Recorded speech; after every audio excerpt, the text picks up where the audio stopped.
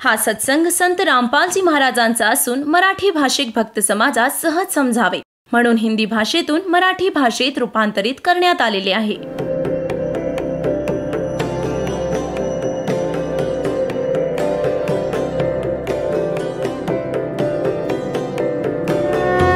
और ज्ञान सब ज्ञान डी कबीर ज्ञान सो ज्ञान और जैसे घोड़ा तोब कायम करता चले मैदान. जगद्गुरु तत्वदर्शी संत रामपालजी महाराजांचे अमृत वचन सर्व पवित्र धर्मांच्या व पवित्र शास्त्रांच्या आधारावर. आता इथे काल काय म्हणत आहेत? श्री सदाशिव ब्रह्मा विष्णू महेशचा पिता. ब्रह्मा विष्णू महेशचा पिता हा सदाशिव इथे काय म्हणत आहे? हे म्हणत आहेत की प्रथम तर ब्रह्मरूप झालेला तो स्तंभ, तो तर समजा माझं निष्कल रूप आहे, निर्गुण रूप आहे माझा हा स्तंभ, पिलर. आणि हा मी निर्गुणातून सगुण झालो आणि तुमच्या समोर आलो. आता बघा, आपण आपल्या त्या प्रसंगावर येऊ. आपल्याला हे बघायचं आहे की हे ब्रह्मा विष्णू हे शिव हे भगवंत नाहीत, हे भगवंत नाहीत, हे देव नाहीत. हा प्रसंग होता. जर या दासांनी तसंच सिंपल सांगून सोडून दिलं असतं तर खूप विरोध केला असता भक्तांनी. कारण त्यांनी पूर्ण अज्ञान ऐकलंय, ज्ञान नाही ऐकलं. सद्ग्रंथांचं त्यांना ज्ञान नाही, त्यामुळे सद्ग्रंथांची ओळख करून घेणं अनिवार्य झालंय. आता पुढे हे काय म्हणतात बघा. हे पान नंबर 18 अध्याय 10 चालू आहे, पान नंबर 18 आणि शिवपुराण विद्येश्वर संहिता भाग 1 10 अध्याय आपण इथे वाचत आलो. 9 अध्याय इथे समाप्त झाला जे आपण इथे वाचलं. त्यामुळे मी अज्ञात रूप आहे मागे तुम्हाला प्रकट दर्शन देण्याच्या निमित्ताने साक्षात ईश्वर तत्क्षणीच मी सगुण रूप झालो आहे. आता इथं खाली येऊया याच्या. इति श्री शिवमहापुराणे विद्येश्वर संहिता भाषा टीकायाम 9मो अध्याय. हा 9वा अध्याय इति झाला, समाप्त झाला. 10वा सुरू झाला, हा 10वा. आता आपण इथे 10व्यात वाचत आलो आहोत खाली. हे पुत्रांनो, ब्रह्मा आणि विष्णूला त्यांचे पिता ते सदाशिव काल म्हणत आहेत, हे पुत्रांनो, हे कृत्य तुम्ही तप करून प्राप्त केलं आहे, जे सृष्टीची उत्पत्ती आणि पालन म्हटलं जातं, जे मी प्रसन्न होऊन तुम्हाला दिले आहे. त्याचप्रमाणे दुसरी 2 कृत्य रुद्र आणि महेशाला प्रदान केली आहेत. आता बघा, जे दास सिद्ध करू इच्छितो. एक तर ब्रह्मा आणि विष्णू आणि मग रुद्र आणि महेश्वर हे 4 आणि यातला 5वा आहे हा सदाशिव, जे ब्रह्मा विष्णू आणि महेशाचे पिता आहेत. आणि यांची माता कोण आहे? ती दुर्गा आहे. ते सुद्धा दाखवतो तुम्हाला सद्ग्रंथात, देवी पुराणात दाखवतो. आता इथे बघा, इथे तर स्पष्ट झालं की वर तर या दोघांच्या बद्दल बोलला की हे पुत्रांनो, हे कृत्य तुम्ही तप करून प्राप्त केले आहे, जे सृष्टीची उत्पत्ती आणि पालन म्हटलं जातं. या दोघांचा हा जॉब आहे, जे मी प्रसन्न होऊन तुम्हाला दिलंय. बघा, याने पदरचं काय दिलं? जे तुम्ही तप केलं, घोर तप केलं. यात लिहिलंय की विष्णूजींनी 12,000 वर्षांपर्यंत घोर तप केलं, ब्रह्माजींनी इतके वर्ष तप केलं. तर म्हणतो की या तपाच्या बदल्यात मी खुश होऊन तुम्हाला हे दिलंय. सांगा, यांची भलाई यांच्यावरच सोपवली. स्वतःकडून काय दिलं त्यांनी? पहिलं त्यांच्याकडून राबवून हठयोग करून सिद्धियुक्त केलं आणि मग रिमोट आपल्या हातात घेऊन यांना म्हणाला की तू सृष्टी कर. सर्व जीवांना इथे स्थिती, उत्पत्ती, संहार हे आपल्या पुत्रांकडून करून घेतो आणि स्वतः खातो सर्वांना. हा काल आहे.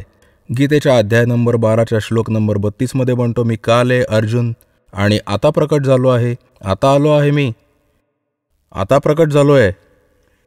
आणि श्री अर्जुनजी विचारत आहेत की हे महानुभाव, तुम्ही कोण आहात?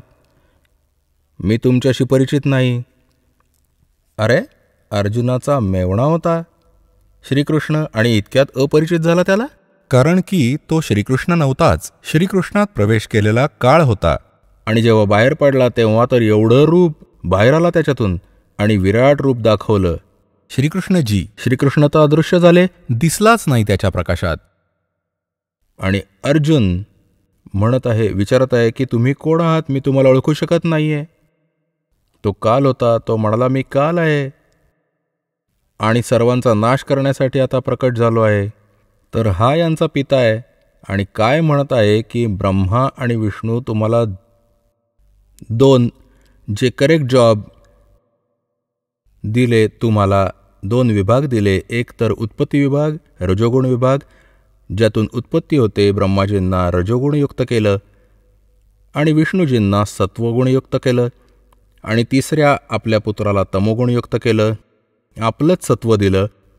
सदाशिव म्हणतो जेव्हा तो उभा आहे की मी यांच्याच रूपात, हे माझ्याच रूपात आहेत, आणि हा कसला छल करतो जेव्हा कोणाला विष्णूजीच्या रूपात दर्शन देतो तर त्यावेळी आपले विष्णुरूप धारण करतो आणि त्याच विष्णुरूपात संबोधन करतो. तेव्हा त्या कारणाने विष्णुपुराण बनलं. आणि जेव्हा शिवरूप धारण करून ज्ञान दिलं तेव्हा त्या आधारे शिवपुराणाची रचना झाली. हा आहे काल, जो म्हणतो की मी कधीही माझ्या ओरिजिनल रूपात कुणापुढे प्रकट नाही होत. माझी कर्म आणि जन्म अलौकिक आहेत. गीतेच्या अध्याय नंबर 4च्या 5 आणि 9 मध्ये यांनी स्पष्ट केलं आहे. आणि 7व्यात म्हटलं आहे की जेव्हा धर्माची ग्लानी असते, मी माझे अंश, माझे आत्मा, माझ्या अंश अवतारांना सृजन करतो, त्यांना इथे प्रकट करतो, पाठवतो, उत्पन्न करतो. जसे श्रीराम, श्रीकृष्ण इत्यादी. आता बघा खाली. आता हा दास जे सिद्ध करू इच्छितो की दोन तर हे ब्रह्मा विष्णू झाले, अशा प्रकारे दुसरे दोन कृत्य रुद्र आणि महेश्वराला प्रदान केले आहेत. असे 4 झाले ना, एक रुद्र, एक महेश्वर, आणि 5वा हा बोलू लागला. आता पुढे आपण पाहूया, हे सिद्ध करूया. हे बघा इथे हे पान नंबर 19 आहे. आणि ही विद्वेश्वर संहिता भाग 1 अध्याय 10 चालू आहे. इथून आपण बघूया. हे सौम्य, माझ्या ज्ञानाने विमुख झाल्याने तुला अज्ञान आले. विष्णू आणि ब्रह्माजींना म्हणत आहेत माझं ज्ञान असतं तर असं नसतं झालं. ज्ञान आणि रूप महेशा समान होतात. त्यामुळे या ज्ञानाच्या सिद्धीच्या निमित्ताने ओंकार नामक मंत्र जप करा. गर्व दूर करणारा, हा गर्व दूर करणारा आहे. सोयी निजमंत्र उपदेश करतात. हा ओंकार माझ्या मुखातून उत्पन्न होत असल्याने माझ्याच रूपाचं बोधक आहे, म्हणजे ब्रह्मचे, आणि महामंगल करणारा आहे. हे वाचक आहे, मी वाच्य आहे. हा मंत्र माझा आत्मा आहे की ज्याच्या स्मरणाने माझं स्मरण होतं. उत्तरेकडील मुखाकडून आकाराचं, याचंही बरंच वर्णन केलं आहे. पश्चिमेच्या मुखाकडून उकाराचं, दक्षिणेच्या मुखाकडून मकाराचं, पूर्वेच्या मुखाकडून बिंदूचं आणि मध्याच्या मुखातून नाद उत्पन्न झाला आहे. अशा प्रकारे 5 प्रकाराने हे निर्गत झाले. सर्व एक होऊन ओम असं एक अक्षर बनलं. ओम असं एक अक्षर बनतं. आता हे आपण एवढंच बघू. अशा प्रकारे या पवित्र पुराणाने आपलं बरंच काम हलकं केलं या दासाचं. एक तर हे सिद्ध झालं की ब्रह्मा आणि विष्णू आणि शिव आणि रुद्र, जे याला महेश्वर म्हणतात, हे भगवंत नाहीत, हे ईश नाहीत. म्हणून दास म्हणतो की 3 मुख्य रूपात दासाच्या प्रवचनात हे ब्रह्म समजा. एक क्षर ब्रह्म, एक अक्षर ब्रह्म आणि तिसरा परमाक्षर ब्रह्म. तर ह्या 3 प्रभूंचं ज्ञान जेव्हा आपल्याला होईल तेव्हा आपण पूर्ण अध्यात्मज्ञान सहज समजू. हे ज्ञान आपल्याला कुठून मिळेल? आपल्या सद्ग्रंथांमधून. आपले सद्ग्रंथ कोणते आहेत? जसं तुम्हाला आत्ता सांगितलं, आपले सद्ग्रंथ आहेत, सदशास्त्र आहेत, पवित्र 5 वेद, ऋग्वेद, सामवेद, अथर्ववेद आणि यजुर्वेद. तर 5वा वेद सूक्ष्मवेद, जिथे स्वतः परमात्मा येऊन ते ज्ञान सांगतात. आणि हे हिंदू धर्मातले गुरुजी लोक म्हणतात 5वा वेद महाभारत आहे. 5वा वेद महाभारत आहे. हे त्यांचे स्वतःचे विचार आहेत. 5वा वेद हा काही महाभारत नाहीये. असे तर कितीही वेद नव्याने बनवा, जसं आपल्या मर्जींनी. ज्ञान हे तर बोध म्हणजे ज्ञानच आहे. 18 बोध, 18 शास्त्र ही पुराणे आहेत. 18 बोध वेगळे आहेत आणि त्यातला एक बोध हे पुराण आहे आणि या पुराणाचे 18 भाग देखील आहेत. अशा प्रकारे आपण हे तत्वज्ञान समजून घेऊ. प्रसंग आज चालू आहे. परमात्म्याच्या प्राप्तीसाठी आपण इतके कठीण प्रयत्न करत असतो की प्रत्येक मानव असं मानतो की कोणती तरी शक्ती आहे जी आपल्याला सुखी करू शकत असते. कोणती तरी पॉवर आहे, तर त्या समर्थ शक्तीला कोणीतरी आपल्या हिशोबाने कोणता तरी देव मानला की ती अशी समर्थ शक्ती आहे, दुसऱ्याने मानला की ही अशी समर्थ शक्ती आहे. असा आहे पूर्ण परमात्मा कोणी कोणाला. मग हा निर्णय कसा होईल की पूर्ण परमात्मा कोण आहे?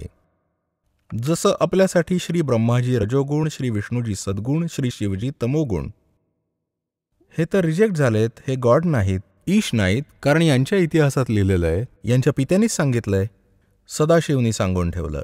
ठीक आहे. आता हा सदाशिव कोण आहे? हा असं म्हणतो की माझं एक ओम अक्षर आहे. ओम अक्षर कोणाचं आहे? ब्रह्मचं. तर हा ब्रह्मच सदाशिव रूपात प्रकट झाला आहे. जसं गीतेचं ज्ञान देत असताना यांनी आपलं वास्तविक रूप दाखवलं, श्रीकृष्णाच्या देहाबाहेर येऊन. आणि इतका उंचच्या उंच धिप्पाड, प्रचंड तेज भरून राहिलंय शरीरात. आणि त्याचं भयंकर रूप पाहून अर्जुनासारखा योद्धा देखील थरथर कापत आहे. तो त्याला म्हणत आहे की भगवान, तुम्ही तर देवतांनाही खाऊन टाकत आहात, सिद्धांना. सिद्धही आपले ऋषी देखील तुमच्या पुढे मांगल्याची कामना करत आहेत, कोणालाही सोडत नाही आहात. 11व्या अध्यायाच्या 32व्या श्लोकात म्हटले आहे, मी काळ आहे वत्सा आणि मी आता प्रकट झालोय. श्रीकृष्ण काळ नव्हते. श्रीकृष्णजींनी त्यापूर्वी कधीच आपणहून स्वतःला काळ म्हटलं नव्हतं, नंतरही स्वतःला म्हटलं नाही. आणि त्यांच्यापाशी येऊन सगळे बाळगोपाळ, गोपिका तसेच पशुपक्षी यांनाही प्रेम लाभत असे. तर श्रीकृष्ण हे काळ नव्हते. हा काळ होता म्हणजे श्री विष्णूजींचे वडील, ज्यांनी त्यांनाही इथे अज्ञानाने परिपूर्ण करून रोखून धरलं आहे. तर पुण्यात्म्यांनो, मग त्या कोणत्या परमात्म्याची आपण भक्ती करावी याचा निर्णय आपल्या सद्ग्रंथांमध्ये आहे. मगाशी आपल्याला सद्ग्रंथ सांगितले, हे 5 वेद आणि या 4 वेदांचं सार संक्षेप श्रीमद भगवद्गीतेमध्ये ह्या ब्रह्मनेच सांगितले आहे, जो आता विष्णू आणि ब्रह्माजींना म्हणत होता की तुम्ही ईश नाही आहात, तुम्ही स्वतःच स्वतःला ईश मानून, कर्ता मानून खूप मोठी चूक केली आहे, मोठा अनर्थ केला आहे, असंभव गोष्ट केली, सांगितली आहे. तर हे भगवान नाहीत, हे तर क्लिअर झालं. आणि गीतोपदेश दाता हेच आहेत, ब्रह्म आहेत, क्षरपुरुष आहेत, श्रीकृष्णामध्ये प्रवेश करून सांगत आहेत.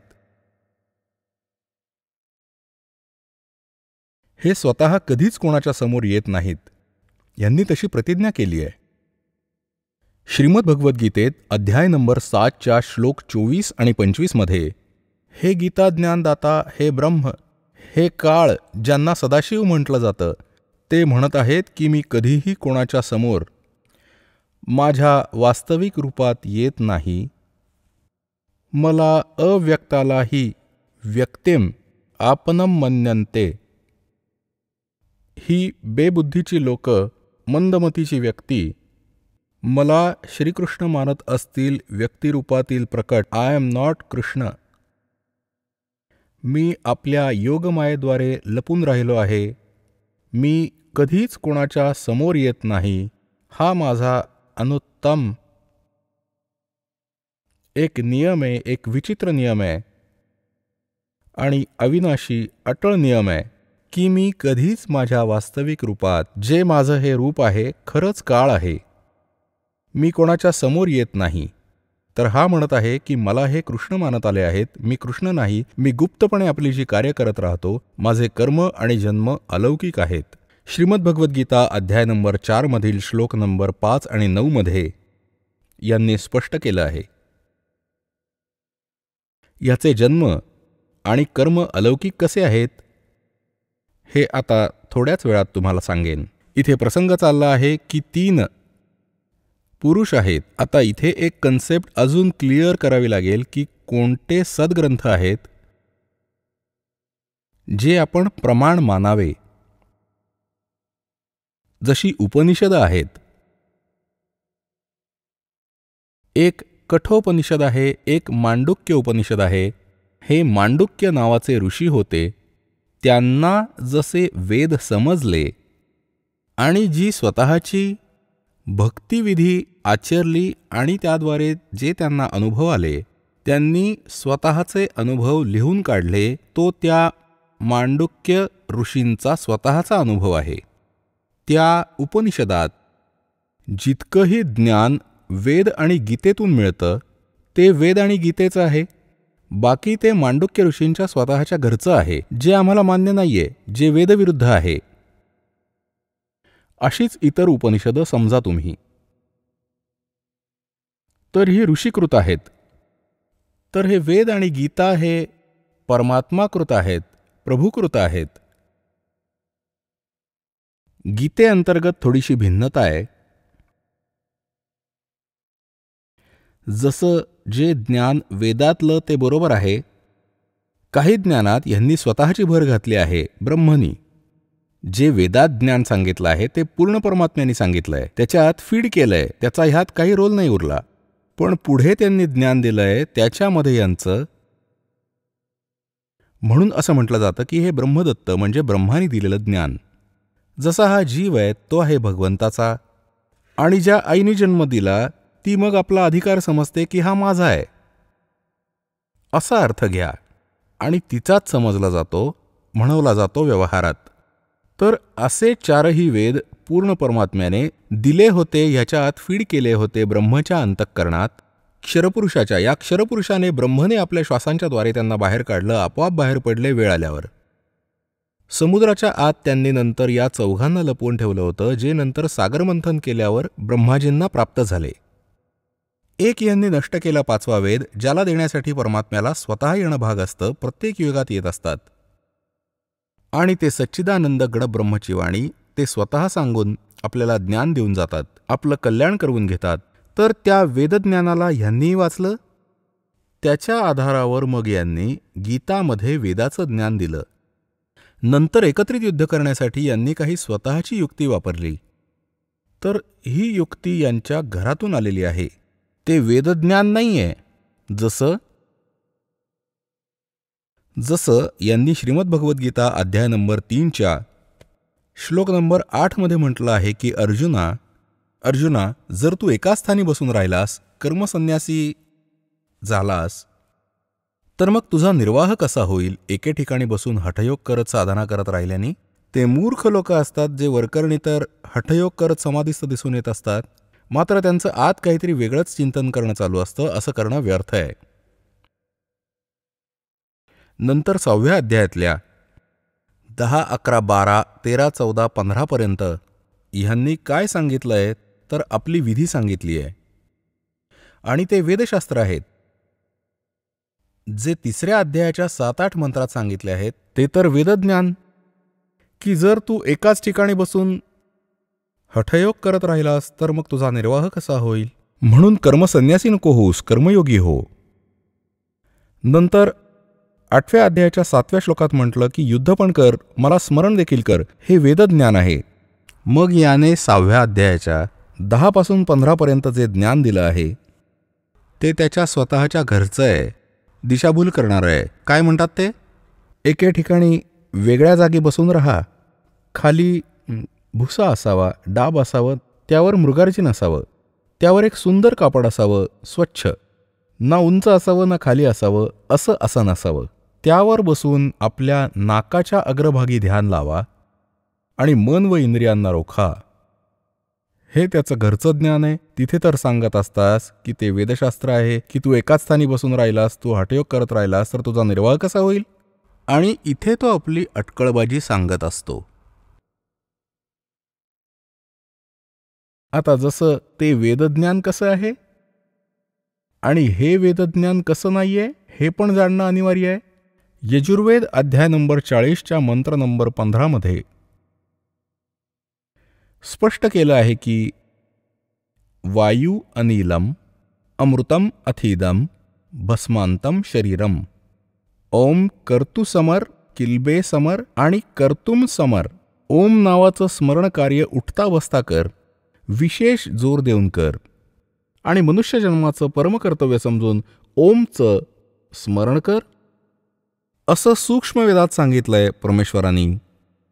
नाम उठत नाम बैठत नाम सोवत जागवे, नाम खाते नाम पीते नाम सेती लागवे. नाम उठत नाम बैठत नाम सोवत जागवे, नाम खाते नाम पीते नाम सेती लागवे. काम करता करता, चालता फिरता, उठता बसता, जेव्हाही जशीही सुविधा असेल, उठता फिरता या नावाचं स्मरण कर. नामानेच मोक्ष मिळेल. केवळ नामच आहे मोक्षाचं. बाकी ज्या इतर साधनं आहेत, जे हठयोग आदी आहेत, ते मोक्षमार्ग नाही आहेत. त्यांनी इतर फलप्राप्ती होते. जे मोक्षमार्गासाठी सहयोगी नाहीत, बाधक असतात, त्यामुळे सिद्धी मिळत असतात, प्रभुत्व येत असतं. मग तो भगवान स्वतः प्रभू बनून जातो, प्रभूंना विसरून जातो. हे त्यांचं दुर्भाग्य होतं. त्यामुळे आपल्याला तेच करायला हवं ज्याने आपला मोक्ष होतो, आपल्याला मोक्षप्राप्ती होते. आता इथे प्रसंग चालू आहे, आपण तिथे येऊया. जे वेदातलं ज्ञान श्रीमद भगवद्गीतेत आहे ते खूप जास्ती आहे. थोडीशी पदरची चालाकी तर आहे यात. ही चालाकी कशी आहे? जसं दुसऱ्या अध्यायाच्या 37 आणि 38 मध्ये एकदा तर म्हणतात, अर्जुन तू सर्व लाभहानी विसरून जा आणि युद्ध कर आता. आणि लगेच लाभहानी यांची आठवण करून देत असतात की जर तू युद्धात मारला गेलास तर स्वर्गाची प्राप्ती होईल, आणि जर युद्धात जय मिळाला तर पृथ्वीचं राज्य भोगशील, तुझ्या दोन्ही ओंजळीत लाडू. तर हे त्यांचे स्वतःचे विचार होते. तो त्यांचा युद्ध करण्यासाठीचाच उद्देश होता. आता जर श्रीकृष्णजी हेच गीतेत ज्ञान देत असते तर त्यांनी इतका मोठा जुलूम नसता करवला, कारण ते अगदी युद्ध अप्रिय आहेत. ते तर युद्ध करतच नाहीत, त्यांना युद्ध अप्रिय आहे, कारण की 3दा गेले होते ते शांतिदूत बनून. त्यांना याच दृष्टिकोनातून सांगत राहत होते की हे बघा, युद्ध फार वाईट गोष्ट आहे. टाईमपास करायचा आहे तर आपला टाईमपास करा, अर्ध वाटून घ्या. पण नाही ऐकलं शेवटपर्यंत. काय झालं तर भगवंत असं म्हणाले की ठीक आहे बाबा, तू ऐकत नाहीस तर. श्रीकृष्णजी म्हणाले की एका बाजूला माझं सैन्य असेल आणि दुसऱ्या बाजूला मी राहीन, आणि मी शस्त्र पण नाही उचलणार. काय तो महापुरुष. आणि मग असं म्हणू शकतो, जेव्हा अर्जुनाने नकार दिला की माझी युद्ध करायची इच्छा नाही भगवान, आणि माझी तर ही इच्छा आहे की मी निशस्त्र असताना एक बाण सोडून मारून टाकावं दुर्योधनाने आणि माझ्या मृत्यूने हा अनर्थ टळावा. आता मी इथपर्यंत इच्छुक आहे, किंवा आम्ही भीक मागून गुजराण करून घेऊ, असा जुलूम आम्ही नाही करणार. आणि त्यावेळी हा म्हणत असतो की नाही, युद्ध कर, तू मारला गेलास तर स्वर्गात जाशील आणि युद्ध जिंकलंस तर राज्य भोगशील. आता त्यात वाईट विचार भरतोय हे सगळे. जेव्हा ऐकत नव्हता तेव्हा त्याला ज्ञान देऊ लागला, ज्ञानाबद्दल प्रश्न उत्तर करायला लागला. अर्जुनाने विचार केला की ही बला टळावी आता कशी तरी, यांनी सोडून द्यावं. शेवटी जेव्हा नाही ऐकत आहे अर्जुनाचं दिसलं, तेव्हा त्यांनी विराट रूप दाखवलं, एकदम भयंकर. आता काळीच फाटलं त्याचं, अर्जुनाचं. आणि लास्ट सगळं काही ज्ञान देऊन आपलं आणि काही वेदांचं ज्ञान इथं जास्ती आहे. मग लास्ट 18व्या अध्यायाच्या 67-68 मध्ये विचारलं की तुला बोध झाला का, आता सांग काय करणार. अर्जुन म्हणाला, मला पुष्कळ बोध झाला, मी तर युद्ध करीन. आता त्याला सगळा दृष्टिकोन समजला त्यांचा की हे तर युद्ध करू पाहतात. जर मी नकार कळवला आणि त्यांनी परत एकदा ते दृश्य पुन्हा दाखवलं तर मला हार्ट अटॅक येईल. मग हे तर काम मी करावेच.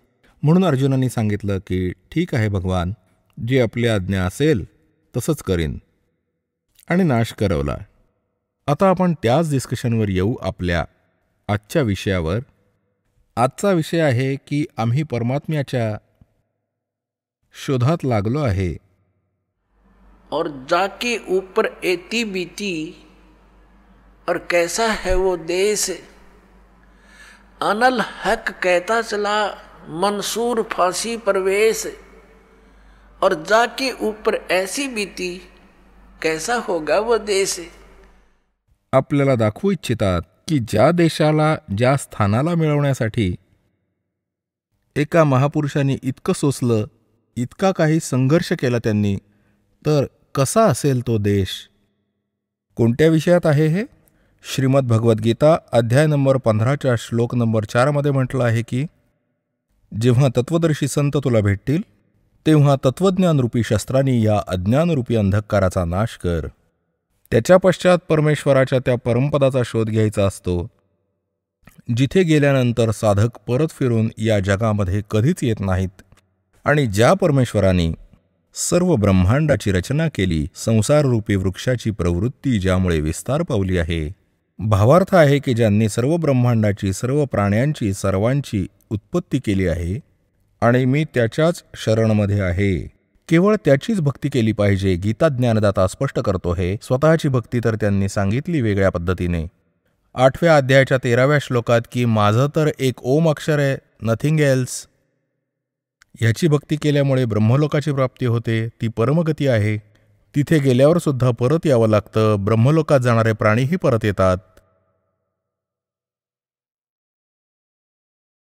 आणि गीता ज्ञानदाता 2ऱ्या अध्यायाच्या 12व्या श्लोकात, तर 4थ्या अध्यायाच्या 5व्या श्लोकात आणि 9व्या श्लोकात, 10व्या अध्यायाच्या 2ऱ्या श्लोकात गीतेमध्ये म्हणतात की अर्जुन, तुझे आणि माझे पुष्कळ जन्म झाले आहेत. तू नाही जाणत, मी जाणतो.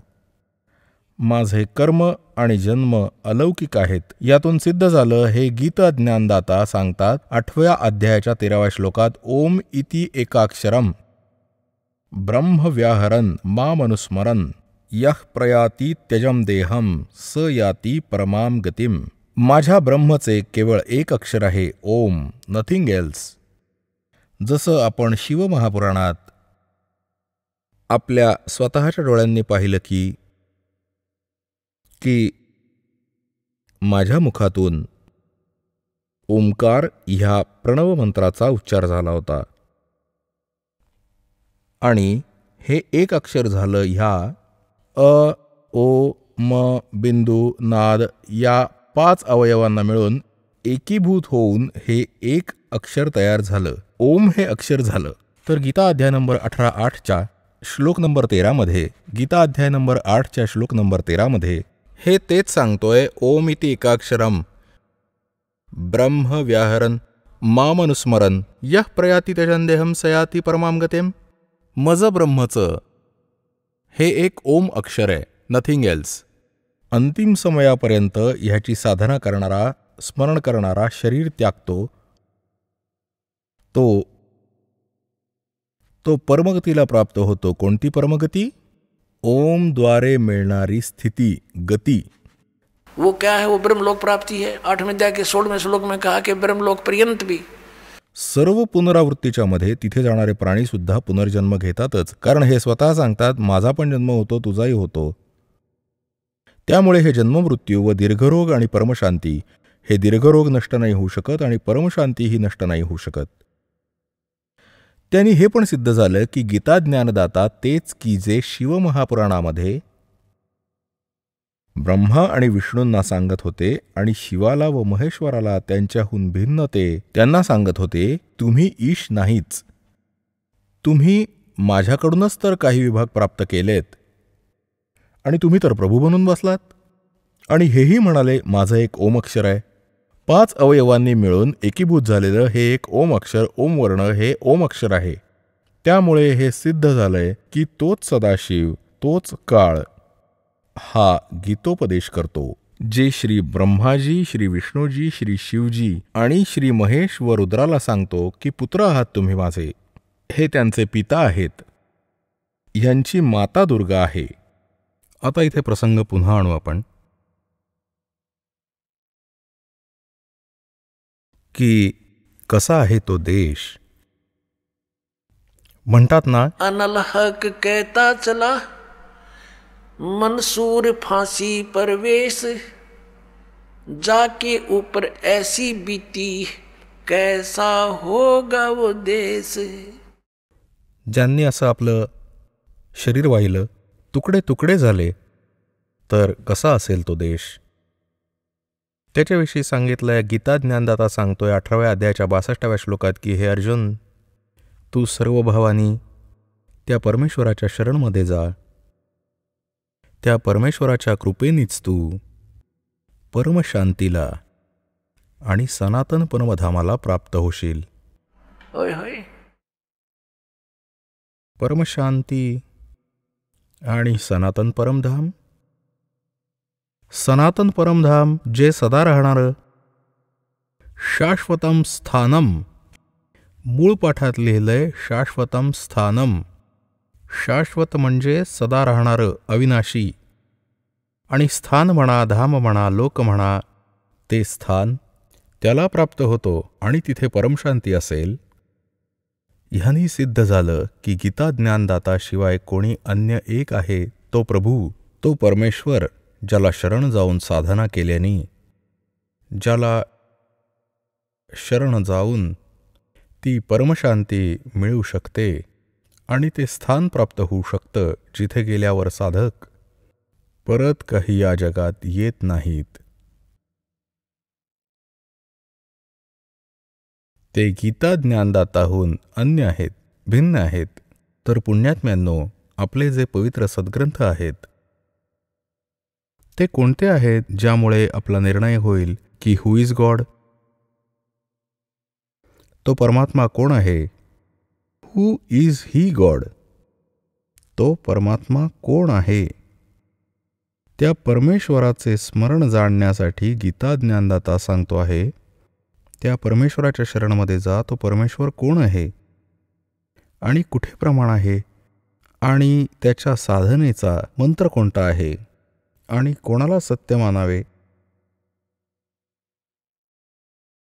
श्रीमद भगवत गीता अध्याय नंबर 16च्या श्लोक नंबर 23 आणि 24 मध्ये म्हटलंय, अर्जुना, जे शास्त्रविधींना त्यागून मनमानी आचरण करतात त्यांना ना तर सुख मिळेल, ना त्यांना गती मिळेल आणि नाही ते कोणती सिद्धी प्राप्त करू शकतील. अर्थात युजलेस, व्यर्थ. मग 24व्या श्लोकात म्हटलंय की हे अर्जुन, यातून तुझ्यासाठी कर्तव्य आणि अकर्तव्याच्या अवस्थेमध्ये शास्त्रच प्रमाण आहे. शास्त्रांमध्ये वर्णित विधींनुसार जो साधना करेल त्याच ज्ञानावर आरूढ राहिलास तर तुला लाभ होईल, अन्यथा काही लाभ होणार नाही. पुण्यात्म्यांनो, पवित्र हिंदू धर्माचे धर्मगुरू आदरणीय शंकराचार्यजी मानले जातात. आदिशंकराचार्यजी, ज्यांनी या 4 मठांची स्थापना केली, त्यानंतर मग काही अन्य सुयोग्य शिष्यांची त्यावर नेमणूक करून स्वतः 32 वर्षांच्या आयुष्यात आदिशंकराचार्यजी स्वधामी निघून गेले. आता त्या धर्मगुरूंनी काय सांगितलं आपल्याला, ते आपल्याला म्हणाले की श्री ब्रह्माजी, श्री विष्णूजी, श्री शिवजी हे अजरामर आहेत. ते सर्व शक्तिमान आहेत. श्री विष्णूजी हेच श्रीकृष्णजी आणि श्रीरामजींच्या रूपात अवतरित झाले. जन्म झाला त्यांचा इथे. त्यांनी ज्या लीला केल्या त्यांचं गुणगान ते करतात. आणि जर कोणी यांना मग विचारलं, जसं विचारतच होतो आम्हीही पूर्वी, प्रश्न विचारायचे की काय रजोगुण ब्रह्माजी, सद्गुण विष्णू, तमोगुण शिवजी आहेत? ते म्हणायचे की हो, रजोगुण ब्रह्माजी आहेत, सद्गुण विष्णूजी आहेत, तमोगुण शिवजी आहेत. आणि रजोगुणी ब्रह्माजी उत्पत्ती करतात आणि सद्गुणी विष्णूजी त्यासाठी आपली स्थिती राखून धरतात, पालनही करतात. आणि श्री शंकरजी संहार करतात. हा तमोगुण आहे.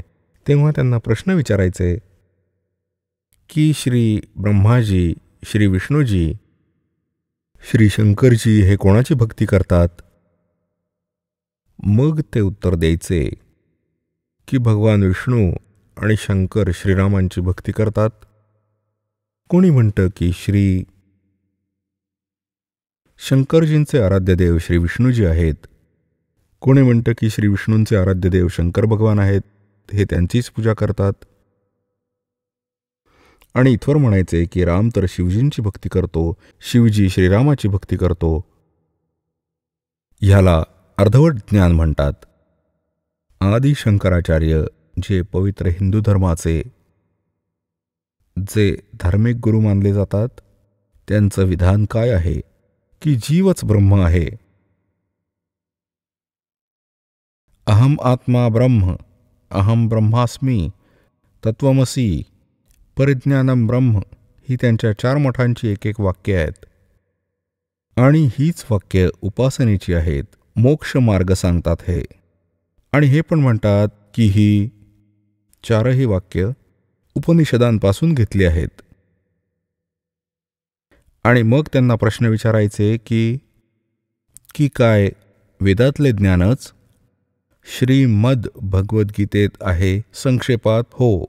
ते स्वतःच सांगायचे की 4ही वेद ऋग्वेद, यजुर्वेद, सामवेद, अथर्ववेद याचं संक्षेपात ज्ञान भगवद्गीतेत आहे, जे भगवान श्रीकृष्णांनी सांगितलंय. हेच यांचं सांगणं होतं. मग यांना प्रश्न विचारायचे की श्री मद्भगवद्गीतेमध्ये जो वर्णित विधी आहे, आम्हाला मोक्षमार्ग दाखवा. तर हे काय सांगायचे की गीता पठण करा रोज, नित्य. मोक्षमार्ग सांगतात हे गीताजींचं पठण करा रोज. रोज 1 अध्यायही करू शकता, तुम्हाला मोक्ष मिळेल. मग काय म्हणायचे? हरे राम हरे कृष्ण, हरे राम राम राम हरे हरे. ह्या मंत्राचा जप करा. यांनी कसं विभाजन केलं आहे की ओम मंत्राचा जप तर संन्यासी करतात आणि इतरांसाठी ओम नमः शिवाय, ओम नमः शिवाय. कोणासाठी हरे राम राम हरे हरे, कृष्ण कृष्ण हरे हरे याने मोक्ष मिळेल. पुण्यात्म्यांनो, एका बाजूला तर या शंकराचार्यजींचं म्हणणं आहे की जीव हाच ब्रह्म आहे, आणि दुसऱ्या बाजूला हे म्हणतात श्रीकृष्ण भगवान स्वतः, कृष्ण श्रीकृष्ण भगवान आहेत स्वतः, श्रीराम भगवान स्वतः. आणि मग उदाहरण देतात की एकेवेळी ज्यावेळी द्रौपदीचं वस्त्रहरण होत होतं, तेव्हा भगवंतांनी थेट द्वारकेहून धाव घेऊन तिची लाज राखली. मग उदाहरण देतात की जेव्हा एकदा गज आणि ग्राह म्हणजे मगर लढत होते, गजानी भगवंताला पुकारलं, भगवंत अनवाणी पळत आला, त्याचं रक्षण केलं.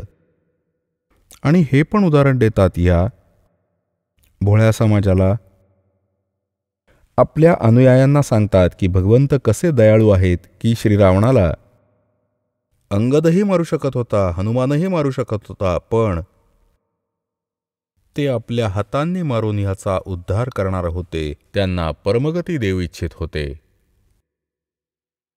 असंच कंसालाही आपल्या हातांनी मारून त्याला परमगती दिली, कारण भगवंताच्या हातून मरण्याने परमगती मिळते. तर पुण्यात्म्यांनो, ही काय गोष्ट म्हणायची यांची? हे काही ज्ञान आहे? काही आधार आहे यांच्या ज्ञानाला? एका बाजूला म्हणतात की जीव हाच ब्रह्म आहे. मग ब्रह्म हे तर स्वतः परमात्मा आहेत. जसं एक उदाहरण देतात हे, यांचा इतिहास दासाने वाचला, यांचे सद्ग्रंथ पाहिले. उदाहरण दिलं आहे की एक व्यक्ती, एक शिष्य गेला गुरुजींकडे की मी कोणत्या देवाची, कोणत्या भगवंताची उपासना करू, मला त्याचं मार्गदर्शन करा. तेव्हा गुरुदेव म्हटले की तू स्वतःच भगवंत आहेस. तूच परमात्मा आहेस, तू अज्ञानाने स्वतःच स्वतःला जीव मानतोय, झालं. तो भगवंत झाला. मग त्याला ज्ञात झालं शिष्याला. वारे वा, किती सिंपल, किती साधारण पद्धतीने ज्ञान मिळालं. आणि हे मग मंत्रजप करतील, हरे राम राम राम कृष्ण कृष्ण हरे हरे. मग हे कशासाठी? जेव्हा तुम्हीच जीवच परमात्मा आहे तर हे कशासाठी करता? मग हे कीर्तन कोणाचं करता? भगवंताचं. भगवंत तुम्ही रामालाही माना, श्रीकृष्णालाही भगवान माना, आणि विष्णू पण भगवान, शंकर पण भगवान, नारायण पण भगवान तुझे. आणि पुन्हा म्हणतात जीव ब्रह्म. आणि ब्रह्म म्हणा तर सर्वव्यापक आहे, निराकार आहे. म्हणजे आत्म्याला म्हणतात की हा आत्माच सर्वव्यापक आहे आणि परमात्मा कोणी नाही, जीव हाच ब्रह्म आहे. आणि मग असं म्हणतात की गजेच्या, हत्तीच्या रक्षणासाठी भगवंत तातडीने आले. बघा, शेंडाबूड नाही यांच्या ज्ञानाला. ही तर अशी कथा आहे यांची, जशी एक आजी आपल्या नातूनातीला संध्याकाळी झोपायच्या वेळी सांगत असते. एक म्हातारी गोष्ट सांगत असते. मुलं झोपत नव्हती रात्रीच्या वेळी. सांगत होती की बाळा, एका घरावर एक डाकीण बसलेली, एक हाडळ, लांब लांब दात होते, मोठे मोठे डोळे होते आणि मागून पाय वळलेले तिच्या गुडघ्यापासून अशी बसली होती. तिचे पाय काम करत नव्हते, वळलेले होते ते. आणि जी मुलं रात्रीच्या वेळी उशिरा जागतात ना, त्यांना उचलून पळून जाते. आता मुलं म्हणू लागली की आजी, जिचे पाय वाकडे आहेत ती पळेल कशी? तर म्हातारी म्हणते, झोप झोप, नाही तर भूत येईल. आता मुलं विचारतात, हे भूत कसं असतं? तूच तर भूत, ते डोके दुखे नुसती, झोप. यांचं तर हे ज्ञान आहे या शंकराचार्यांचं. किती देशाला भ्रमित करून ठेवलंय. आजचा जो विषय, आपण तिथे येऊ की श्री ब्रह्मा रजोगुण, श्री विष्णू सद्गुण, श्री शंकर तमगुण, महेश्वर तमगुण हे भगवंत नाही आहेत. हे तर तुमच्या पुढे सिद्धच केलं दासांनी, त्यांच्याच इतिहासात दाखवलं. श्री शिवपुराणात आणि विद्वेश्वर संहितेच्या अध्याय नंबर 7, 9 आणि 10 मध्ये. आता उरलेले 3 पुरुष, जे दास म्हणतो की 3 पुरुष प्रामुख्याने अध्यात्मज्ञानामध्ये येतात. एक क्षरपुरुष, एक अक्षरपुरुष आणि तिसरा परमाक्षरपुरुष. यांना वेगळ्या शब्दात क्षरब्रह्म, अक्षरब्रह्म आणि परमाक्षरब्रह्म, तर अन्य शब्दात ईश, ईश्वर, परमेश्वर म्हटलं जातं. हे कुठे प्रमाण आहे? आता दासानी हे तर प्रमाणित तुम्हा पुढे केलंच आहे की आपण सद्ग्रंथाच्या अतिरिक्त आणि कोणतीही दंतकथा स्वीकार नाही करायची, जे वेद, गीता आणि सूक्ष्म वेदात प्रमाणित नसेल.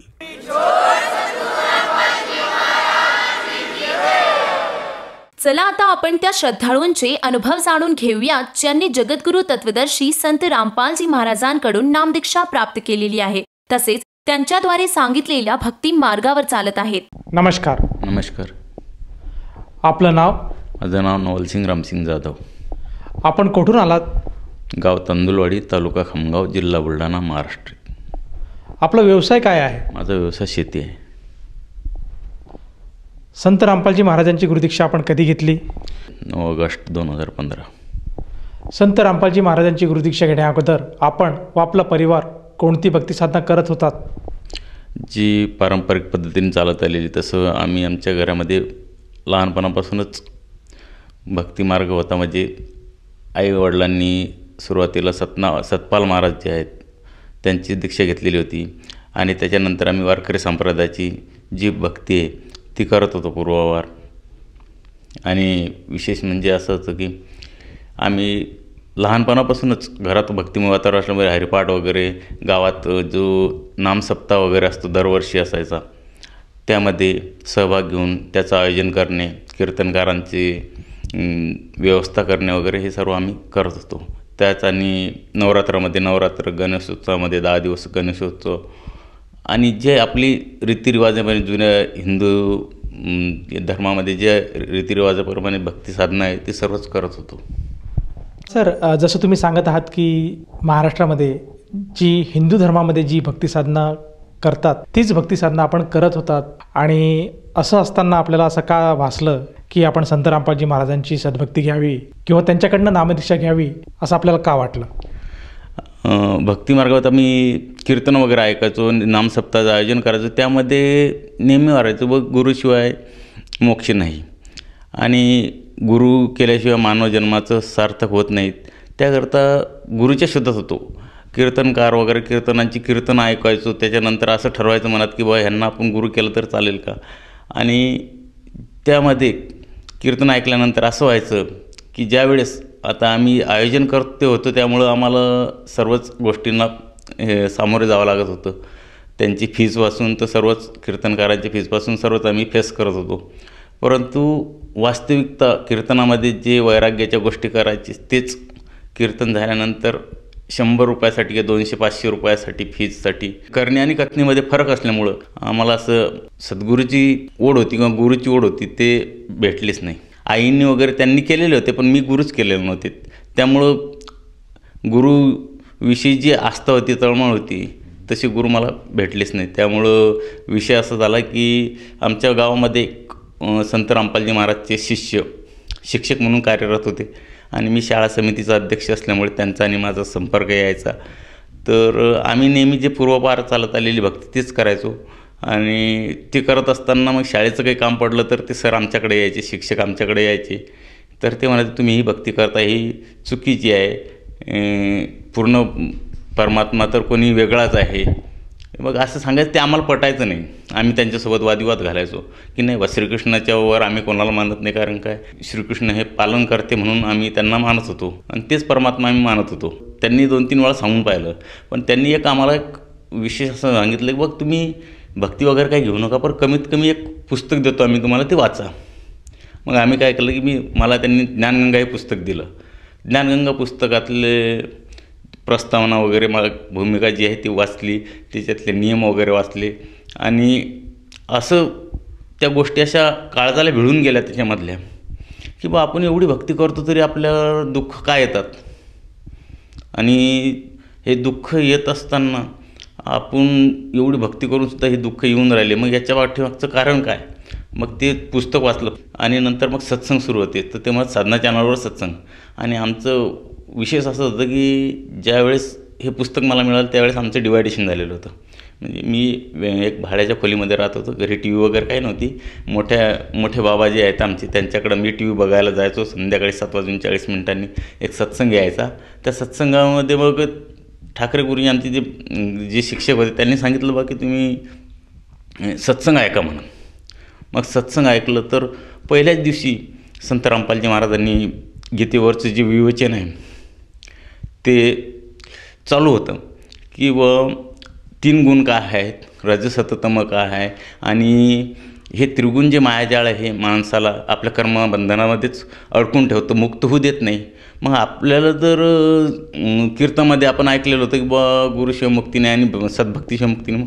मग हे जर 3 गुण हे त्रिगुण मायाजाळ ब्रह्मा विष्णू महेश हे जर आपल्याला इथून मुक्तच होऊ देत नाही तर मग याची भक्ती करायची कशासाठी आपण.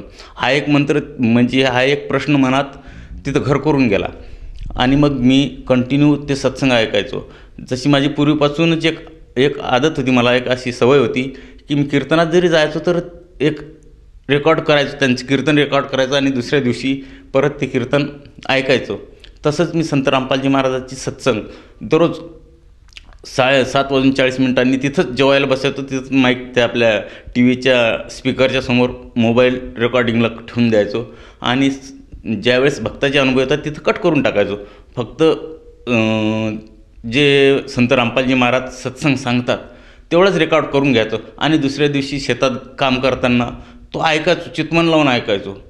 तर ते ज्ञान असं हृदयात बसलं आणि इतकं रडू यायचा की ते सत्संग ऐकताना अक्षरशः रडू यायचं की आपण आतापर्यंत जी भक्ती केली ते एवढी मोठी भक्ती करून आपण आपलं जीवन व्यर्थ केलं.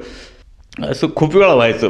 कारण का सत्संगात सद्गुरू रामपालजी महाराजांचे प्रवचन ऐकायचो, ते हृदयाला असं भिडून जायचं की आपण आपलं आतापर्यंत जी केलेली सर्व साधनं वगैरे हे सर्व व्यर्थ आहे. आणि त्यावेळेसपासूनच मनात ठरविलं की आपल्याला गुरु करायचे तर संत रामपालजी महाराज करायचे. मध्यंतरी सत्संग बंद होऊन गेले, कारण काय 2014मध्ये मी सत्संग ऐकायचो आणि मध्यंतरी सत्संग बंद झाले आणि मग काही संपर्कच होऊ शकला नाही. आणि 2015मध्ये नंतर सप्टेंबर महिन्यामध्ये सत्संग परत सुरू झाले आणि मी आश्रमात त्या नंबरवर फोन केला तर त्यांनी सांगितलं मग की 4 ठिकाणी नामदान केंद्र सुरू होते. तर मग मी त्यांना म्हटलं मला जालना जवळ पडेल आणि अनाशीच माझ्या साळूची मुलगी तिथं म्हणजे त्यांची मिस्टर मैको कंपनीमध्ये जालन्याला सर्व्हिसला होते आणि मग त्यानिमित्तानं म्हटलं चला आपलं जालन्याला जाणंही होईल, नामदीक्षा होईल आणि मुलींची भेट, साळभावाच्या मुलींची भेटही सुद्धा होईल. मग मी माझ्या फॅमिलीसहित आणि एक माझा मुलगा आम्ही अशी टेबल सीट मोटरसायकलवर जालन्याला गेलो. जालन्याला गेल्यानंतर तिथं म्हणजे आश्रमातून जो नंबर मिळाला होता मला, एक शुक्रवारीच फोन केला त्यांना. तर ते म्हणत काय हरकत नाही आहे. मग आम्ही शनिवारी संध्याकाळी तिथं मुक्कामी गेलो, रात्रभर त्या खोलीवर राहिलो. तगमग अशी होती की असं वाटायचं की कधी नामदीक्षा घेतो कधी नाही. सकाळी उठल्या लगेच लवकर आंघोळ केली, नाश्ता वगैरे केला आणि मी स्वतः एकटा जाऊन तिथं पाहून आलो आणि आम्ही पत्नी, मी, मुलगा आणि आम्ही तिथं गेलो. ते माझ्यासोबत फक्त पत्नी आणि मुलगा हे माझ्यासोबत आले होते. त्यांना नामदीक्षा वगैरे काही घ्यायची नव्हती. परंतु तिथं गेल्यानंतर मग त्यांनी आम्हाला नियम वगैरे सांगितले की तुम्ही नामदीक्षा घेता हे तुम्हाला हे नियम आहेत, हे नियम तुम्हाला पाळावे लागतील. तर मग असं झालं की मी तर तयार होतो. मी म्हटलं मला कुठलेही नियम, कोणतेही नियम मला ते सर्व मान्य आहेत, मला नामदीक्षा द्या. तर आमच्या पत्नी वगैरे यांना त्यांनी पण तिथल्या सेवादारांनी, जे सेवादार होते त्यांनी सांगितलं की तुम्ही पण सुद्धा नामदीक्षा घ्या, मोक्षाचा मार्ग आहे. तर एक अशी दया झाली परमात्माची की त्यावेळेस आम्ही तिघांनी पण नामदीक्षा घेतली. अशा तऱ्हेने आम्ही सद्गुरू रामपालजी महाराज यांच्या शरणामध्ये आलो. सर, जसं तुम्ही सांगत आहात की संत रामपालजी महाराजांचे सत्संग आपण टी व्हीच्या माध्यमातून ऐकले, त्याचप्रमाणे ज्ञानगंगा हे पुस्तक आपण वाचलं आणि त्यानंतर आपल्याला कळालं की संत रामपालजी महाराज जी भक्ती देतात तीच खरी भक्ती आहे. आणि इतका काळ व्यतीत गेला होता आणि त्या काळात जी आपण भक्ती करत होतात ती शास्त्रोक्त नव्हती. त्यामुळे आपल्याला जेव्हा कळालं तेव्हा आपण संत रामपालजी महाराजांची नामदीक्षा घेतली. तर मला असं विचारायचं आहे की जेव्हा आपण संत रामपालजी महाराजांची नामदीक्षा घेतली आणि त्या नामदीक्षेनंतर आपण जी सद्भक्ती करत होतात, तर त्या सद्भक्तीमुळे आपल्याला व आपल्या परिवाराला काय काय लाभ प्राप्त झालेत? विशेष म्हणजे अगोदर तर माहीतच नव्हतं किंवा भक्तीमुळं काही लाभही होतात. परंतु ज्यावेळेस संत रामपालजी महाराजांचे यांचे सत्संग ऐकले आणि त्यांनी जेही ग्रंथ उघडून दाखवले, भगवद्गीता, वेद, कुराण शरीफ, गुरुग्रंथसाहेब, याच्यातून सर्व पण म्हणतो की परमात्मा एक आहे. तर मग तो कोण आहे हे ज्यावेळेस सद्गुरू रामपालजी महाराजांमुळे आणि तो सद्गुरूच्या कृपेने आपल्याला सांसारिक लाभ तर भेटतात पण आध्यात्मिक सर्वच लाभ मिळतात. म्हणजे ज्या साधकाला कुठल्याही प्रकारचं असं कष्ट पूर्ण परमात्मा होऊ देत नाही, हे ज्यावेळेस कळलं त्यावेळेस भक्तीमुळं काय काय लाभ मिळतात हे कळलं. आणि पहिला लाभ विशेष म्हणजे की हा मोक्षाचा मार्ग परमात्माने आम्हाला दिला की या भक्तीमुळं आम्ही सत्मार्गाला लागलो. कुठलंही वाईट किंवा व्यसन वगैरे किंवा काही असं काहीही करत नव्हतो आणि माणूस बनलो. म्हणजे अगोदर माणूस म्हणून होतो, परंतु माणसाची जी कर्तव्य असतात ते आमच्याकडून पार पडत नव्हते. कारण काय, कुठंतरी काही ना काही चूक व्हायची. परंतु परमात्माच्या दयेने संत रामपालजी महाराजांच्या सत्संगामुळे अशी सद्बुद्धी आणि असं ज्ञान मिळालं आणि त्यामुळं आर्थिक लाभ तर झालेच की परमात्म्याने त्याच वर्षी भरपूर असं पीक देऊन आम्ही आमच्या स्वतःच्या घरात राहायला गेलो. आणि आता अशी परिस्थिती आहे की परमात्म्याच्या दयेने सर्वच काही आम्हाला मिळतं. एक विशेष लाभ असा झाला की ज्यावेळेस मी नामदीक्षाही घेतली नव्हती, फक्त सत्संग ऐकत होतो. समोरच्या आमच्या मोठ्या बाबांच्या घरात black and white T V होता, त्यावेळेस कलर टी व्ही पण नव्हता आणि साधी डिश, तिच्यावर साधनं चॅनल. तर आम्ही सत्संग पाहायला मला सवयच अशी होऊन गेली की मी 7:40 तिथंच जेवण करायचो आणि तिथंच सत्संग ऐकायचो. तर खेडेगावात आमचे जे धान्य वगैरे ठेवतो ते आम्ही खताच्या पुतळे वगैरे रिकामे झालेले त्यामध्ये भरून ठेवतो आणि त्या अशी थप्पी लावलेली होती त्या धान्याची, आणि बाजूला सिलेंडर वगैरे लहान खोली होती, त्यामध्ये ॲडजस्टमेंट करून आम्ही तसं, तर तिथंच सिलेंडर वगैरे ते असं सिलेंडर आणि ते जवळजवळ होतं. आणि तिथं ज्यांनी नामदीक्षा घेतली, सुजित म्हणून नावाचा मुलगा माझा, तो तिथं बसलेला होता आणि मी सत्संग ऐकत होतो. तर काय झालं की त्या धान्याच्या पोतळ्या सर्व त्याच्या अंगावर पडल्या आणि सिलेंडर आणि याच्या मधात तो दबला. तर सर्व धावपळत आले बा की मुलगा दबला. मग मुलगा दबला म्हटल्यावर आता याला पण एक दृढ विश्वास होता की बा सत्संग ऐकून राहिलो, सत्यज्ञान ऐकून राहिलो, माझ्या मुलाला काही होणार नाही. मग पळत गेले ते सर्व. मग मी बोललो काहीच होत नाही, काहीच झालेलं नाही, त्याला काहीच होत नाही, तुम्ही थांबा. मग हळूहळू त्या पोतळ्या काढल्या. त्यामध्ये तो थोडा दबलेला होता, पण त्याला असं काही थोडंसंसुद्धा लागलेलं नव्हतं, किंवा जसा मुकामार म्हणतो आपण तसा काहीही झालेला नव्हता.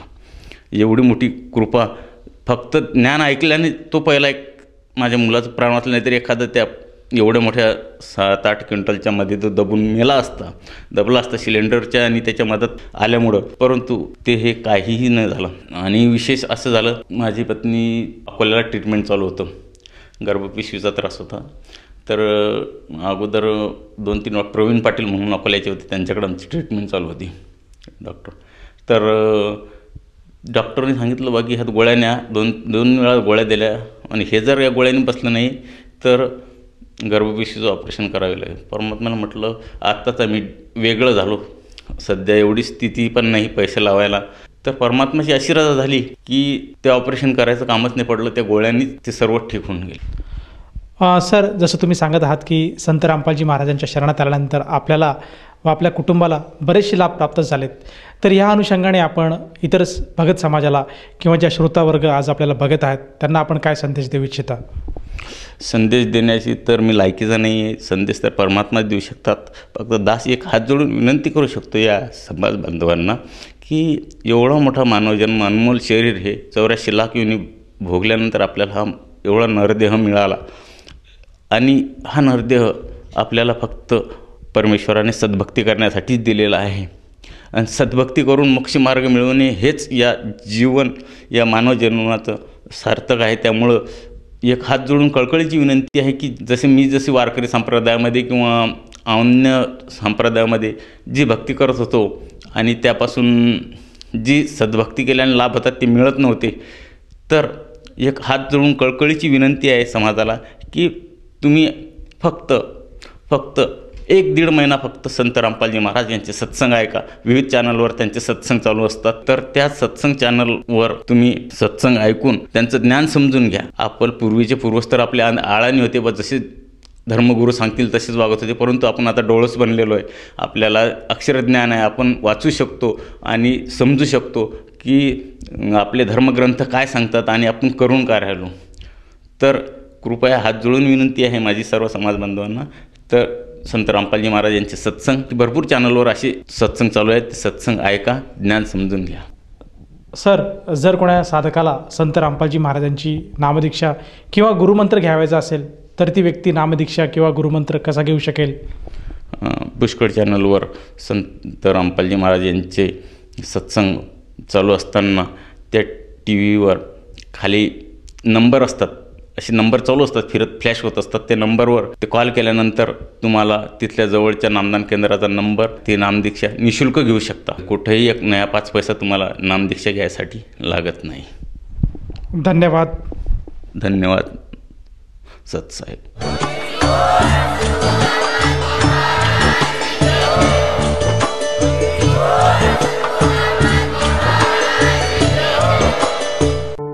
आपण ऐकत होता जगद्गुरु तत्वदर्शी संत रामपालजी महाराजांचे मंगल प्रवचन. निःशुल्क नामदीक्षा प्राप्त करण्यासाठी आणि अधिक माहितीसाठी संपर्क करा 7030303951 7030303952. आमची वेबसाईट आहे www.jagadgururampalji.org. सर्व पवित्र धर्मांच्या पवित्र शास्त्रांवर आधारित प्रमाणित अनमोल पुस्तक ज्ञानगंगा किंवा जगण्याचा मार्ग यापैकी कोणतेही एक पुस्तक निःशुल्क मागविण्यासाठी आम्हाला आपले पूर्ण नाव, पूर्ण पत्ता, पिनकोड सहित आणि फोन नंबर लिहून 7030303951 7030303952 या नंबरावर SMS करू शकता किंवा आम्हाला 7030303950 या नंबरावर WhatsApp देखील करू शकता.